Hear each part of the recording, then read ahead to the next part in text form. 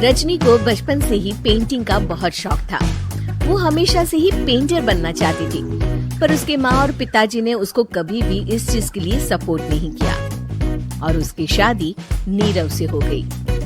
नीरव रजनी को बहुत प्यार करता था, पर रजनी हमेशा चुपचाप ही रहती। वो इस शादी से खुश नहीं थी। वो ये शादी नहीं करना चाहती थी। उसे तो हमेशा से पेंटर जो बनना था। अपने इस सपने को वो नहीं पूरा कर पाई, इसलिए वो हमेशा उदास रहती थी। रजनी, बहुत ही बढ़िया फिल्म लगी है, कल देखने चले? नहीं जी, कल मुझे बहुत काम है, मैं नहीं जा पाऊंगी। अच्छा तो कोई बात नहीं, संडे को चलते हैं। देखिए, मुझे फिल्म देखना पसंद नहीं है। आपको जाना है तो चले जाइए। नीरव को मना करके रजनी वहां से चली जाती है और अपने बैग को खोलकर उसमें बंद पड़े ब्रश और कलर्स को देखकर रोने लगती है। रजनी, चलो ना कहीं बाहर खाने चलते हैं, कुछ तुम्हारी पसंद का। जी, मुझे नहीं जाना, मेरी तबीयत ठीक नहीं है। रजनी वहां से चली जाती है। नीरव को समझ नहीं आता कि रजनी उससे इतना दूर क्यों रहती है। वो जब भी उसके साथ वक्त बिताना चाहता है, रजनी कोई ना कोई बहाना बना देती है। एक दिन घर पर कोई नहीं था। रजनी घर का सारा काम जल्दी से खत्म कर लेती है। घर पर अकेले होने के कारण वो सोचती है कि वो आज पेंटिंग करेगी। वो अपने कमरे में जाकर पेंट ब्रशेस और कलर्स निकालकर जैसे ही कलर मिक्स कर रही होती है कि दरवाजे पर बेल बज जाती है। अब कौन आ गया इस वक्त? इतनी मुश्किल से तो मुझे पेंट करने का मौका मिला है।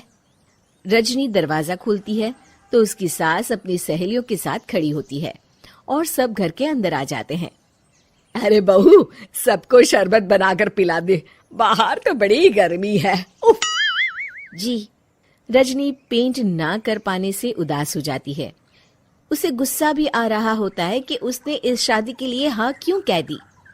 वो रसोई में जा रही होती है कि उसकी सास उसे रोकती है। बहू, सबके खाने का भी इंतजाम कर लेना, आज का लंच तो ये सब यहीं करेगी। हाँ। रजनी बिना कुछ कहे रसोई में चली जाती है। सबके लिए खाना बनाती है। सब खाना खाते हैं और रजनी घड़ी देखती है कि ये सब कब जाएंगे ताकि वो अपनी पेंटिंग कर सके। जब शाम होती है तब सब चले जाते हैं अपने घर। अरे बहू, सब तेरे खाने की तो बहुत तारीफ कर रहे थे, सबको बहुत अच्छा लगा खाना। आपको मुझे सुबह बताना चाहिए था ना कि आपकी सहेलियां आ रही हैं। पता भी है कितना वक्त लगा सारा खाना बनाने में।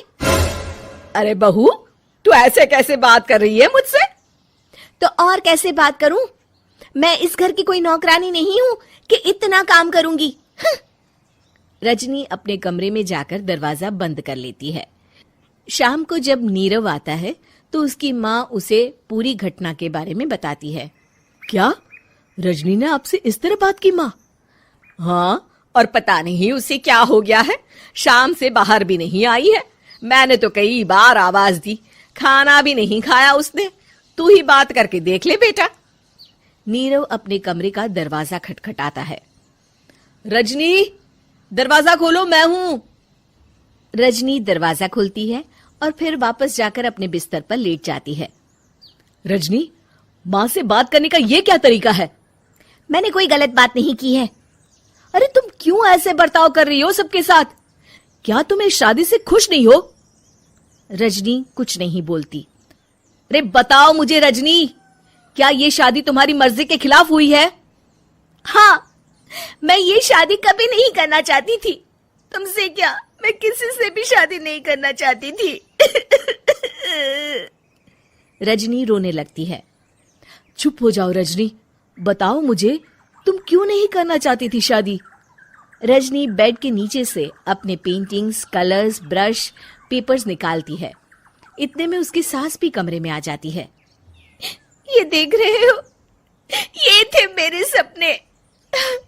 मैं पेंटर बनना चाहती थी, पर माँ पापा ने कभी सपोर्ट नहीं किया और मेरी शादी करवा दी। मेरे सारे सपने टूट गए। हर वक्त बस गुस्सा आता रहता है मुझे।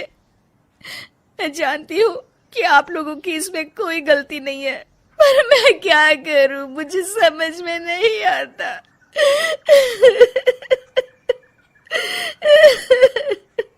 रजनी फूट फूट कर रोने लगती है। मुझे माफ कर दीजिए, आप दोनों के साथ मैं बहुत बुरा बर्ताव कर रही हूँ। अरे रजनी बेटा चुप हो जाओ तुम। नीरव पानी लेकर आता है। ये लो पानी पियो और शांत हो जाओ। रजनी पानी पीती है और उसकी सास पेंटिंग्स देख रही होती है। अरे नीरव, हमें तो पता ही नहीं था कि हमारी बहू कलाकार है। अरे कितनी अच्छी पेंटिंग्स बनाई है, देखो तो। ये वाली तो मैं अपने कमरे में ले जाऊंगी। आपको ये पेंटिंग्स अच्छी लगी? अच्छी नहीं, बहुत अच्छी लगी। और तुमने हमें बताया क्यों नहीं? तुम जब चाहे पेंटिंग कर सकती हो रजनी।